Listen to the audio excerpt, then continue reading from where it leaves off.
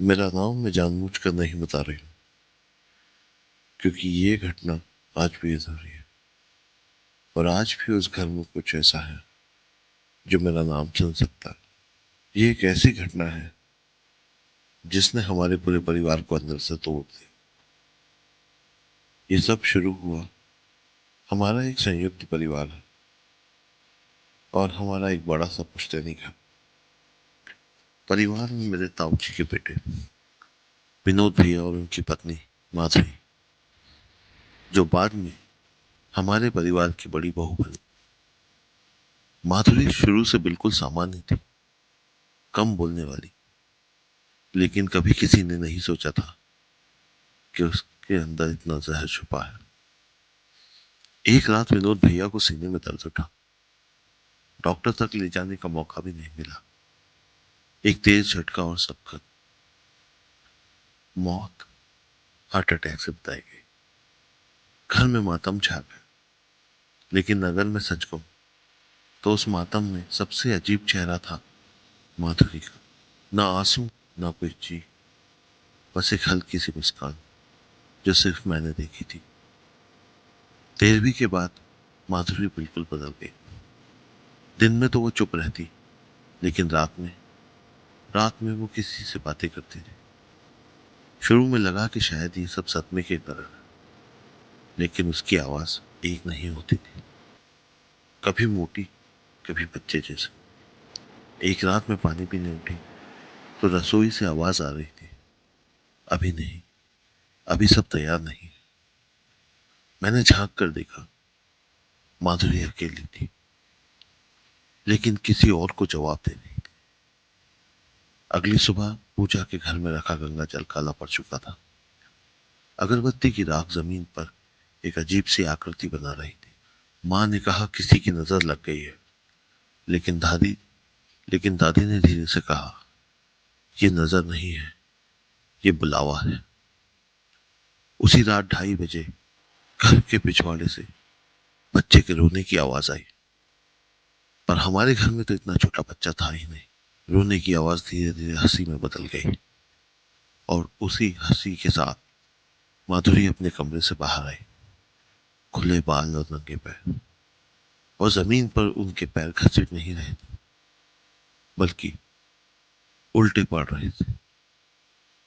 मैंने खिड़की से देखा कि आंगन में एक छोटा सा साया बैठा था, जिसका सिर जरूरत से ज्यादा बड़ा और गर्दन झुकी हुई थी। माधुरी उसके सामने बैठ गई और बोली, चुप रहे, सब सो रहे हैं। वो साया अचानक मेरी तरफ मुड़ा, और मैंने देखा उसकी आंखें नहीं थी, सिर्फ गहरे गड्ढे जिनसे काली तरल की चीज टपक रही थी। ये देख के मैं बहुत घबरा गई और चुपचाप जाके सो गई। अगले दिन से घर में बीमारियां शुरू हो गई। दूध खट्टा हो जाता, दिए अपने आप बुझ जाते, और माधुरी वो रात में शमशान की तरफ जाती। एक दिन दादी ने टोका कि बहू ये क्या कर रही है तू। माधुरी ने पहली बार हमारी तरफ मुस्कुराया और बोली, अब ये घर मेरा है। उसकी आवाज उसकी नहीं थी। तीसरी रात मेरे छोटे भाई को तेज बुखार आया। वो बार बार एक ही बात बोल रहा था, वो बच्चा मेरे नीचे बैठा है। जब हम उसके बिस्तर के नीचे झांके, वहां काले तिल, नींबू और बालों का गुच्छा रखा था। और उसी पल माधुरी की हंसी से पूरा घर गूंज उठा। और तभी हमें समझ आया कि विनोद भैया की मौत अंत नहीं थी, वो तो एक शुरुआत थी। मेरे छोटे भाई का बुखार 3 दिन तक नहीं उतरा। डॉक्टर बदले, कई दवाइयां बदली, लेकिन हर रात वो एक ही बात दोहराता, वो बच्चा अंधेरे में बैठा है। उसकी आंखें छत की तरफ टिकी रहती, जैसे कोई उसे ऊपर से देख रहा हो। तीसरी रात उसके शरीर पर नीले काले निशान दिखे।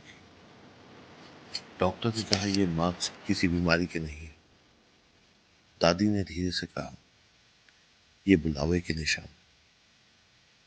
उस रात में सो नहीं पाई। घड़ी में करीब 3:10 का समय। तभी छत से ठक ठक ठक, जैसे कोई नंगे पांव चल रहा हो। मैंने दरवाजा खोला। छत पर माधुरी बैठी थी।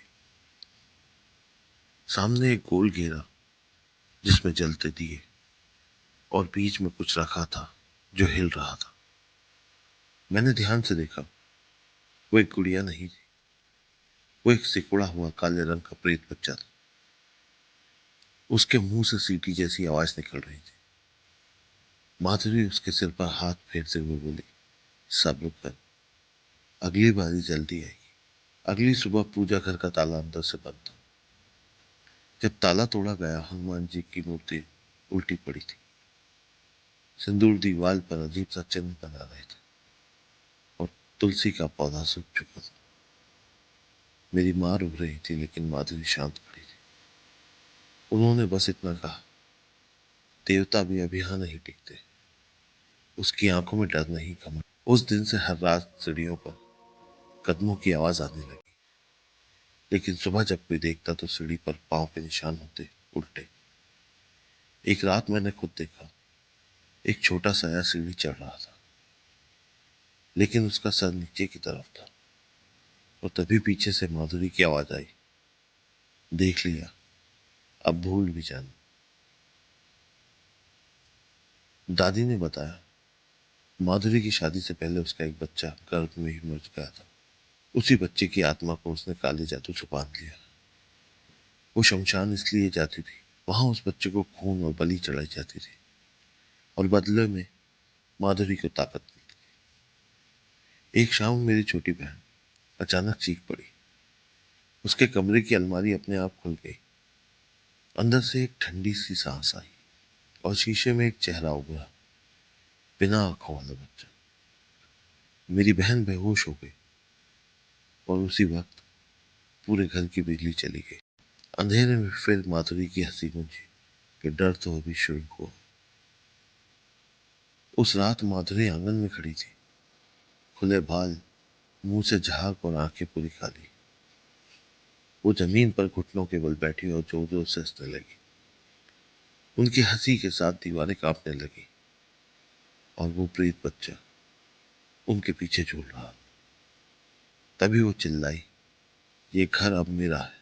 ये सब देखकर पूरा परिवार घबरा गया। अगली सुबह हमारे घर में एक मरा हुआ कुत्ता पड़ा था।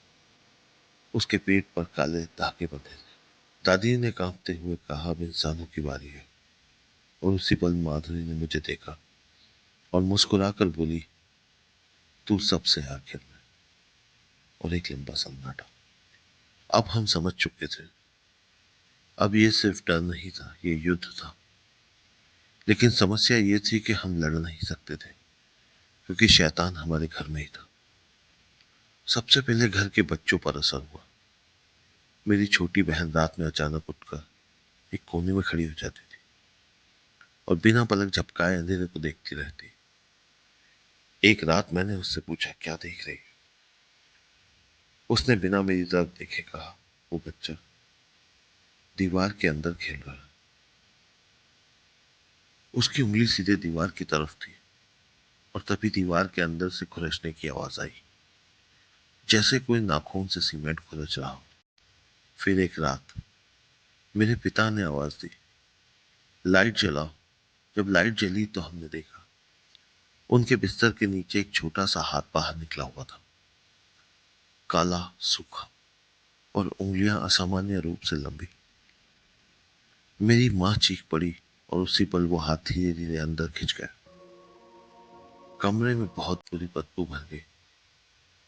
उस रात माधुरी पूरी तरह बदल चुकी। वो अब दिन में भी अपने आप से बातें करती, कभी रोती, कभी हंसती और कभी अचानक जमीन पर बैठकर बाल नोचने लगती। एक शाम सबके सामने उन्होंने अपना सिर दीवार पर जोर से मारा, एक नहीं कई बार, लेकिन उसके सिर से खून नहीं निकला, बल्कि दीवार में ही दरार सी पड़ गई। वो हंसते हुए बोली, ये शरीर अब मेरा नहीं। उसी रात मैंने उसे पूरी तरह देखा। आंगन में एक गड्ढा बन चुका था। उस गड्ढे से वो बच्चा बाहर आया। उसका पेट फूला हुआ और गर्दन टेढ़ी, और मुंह इतना खुला कि जबड़ा मानो अलग से लटक रहा था। उसकी आवाज में एक साथ कई आवाजें थी। माँ, मुझे भूख लगी है।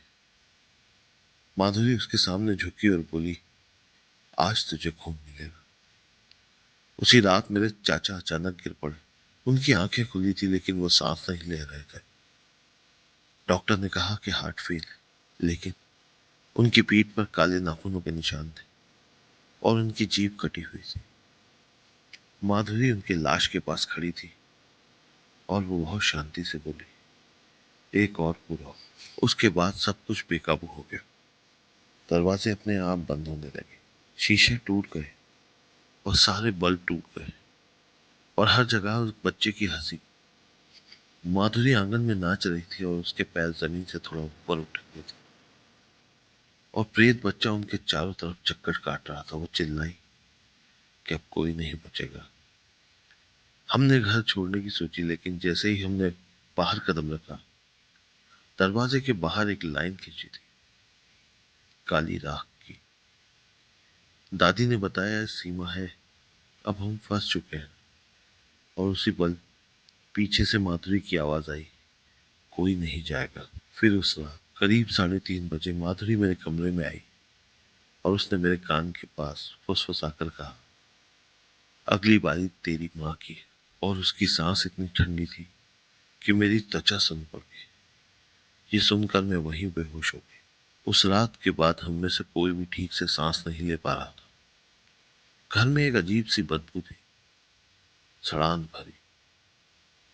और सबसे डरावनी बात, अब माधुरी छुप कर कुछ नहीं कर रही थी, वो खुलकर शैतान बन चुकी थी। दादी ने आखिरी उम्मीद में कहा, अब इंसान कुछ नहीं कर सकता, तंत्र ही इस तंत्र को काटेगा। उसी दिन एक तांत्रिक को बुलाया गया। जब वो घर में घुसा तो एक सेकंड के लिए वो वहीं रुक गया। तांत्रिक का चेहरा पीला पड़ गया। उन्होंने बस इतना कहा, यहां सिर्फ आत्मा नहीं, यहाँ माँ और बच्चा दोनों शैतान बन चुके हैं। माधुरी दूर खड़ी सब सुन रही थी और सुनकर मुस्कुरा रही। तांत्रिक ने जो बताया वो सुनकर हम सब कांप गए।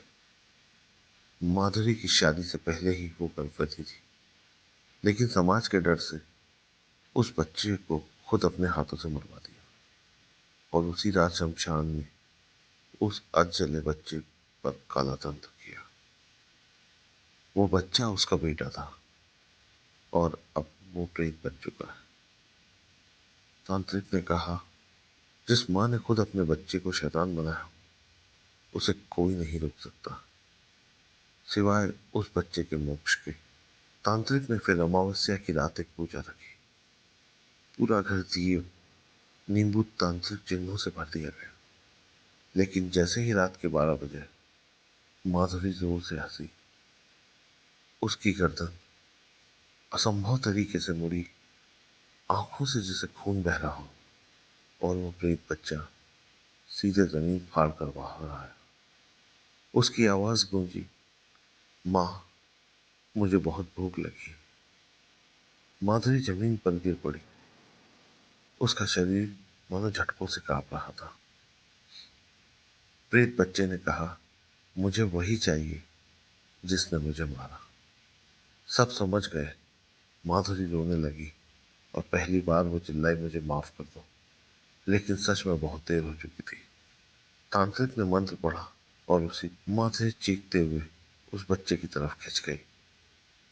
जोर का एक धमाका हुआ और पूरे घर में सफेद धुआं फैल गया। जब सब कुछ शांत हुआ तो आंगन में सिर्फ राख थी, माधुरी की। माधुरी और वो प्रेत बच्चा दोनों गायब हो गए, लेकिन दीवार पर खून से लिखा था, माँ और बेटा अब एक है। हमने वो घर छोड़ दिया, लेकिन दादी ने कहा, कुछ घर कभी खाली नहीं होते। आज भी उस घर के पास रात में गुजरने वाले कहते हैं, एक औरत वहां एक बच्चे को गोद में लिए हुए हंसते हुए दिखती है और बच्चे की आवाज आती नहीं है, काला जादू दुश्मन से नहीं, अपने खून से किया जाए तो उसका अंत कभी अच्छा लगेगा।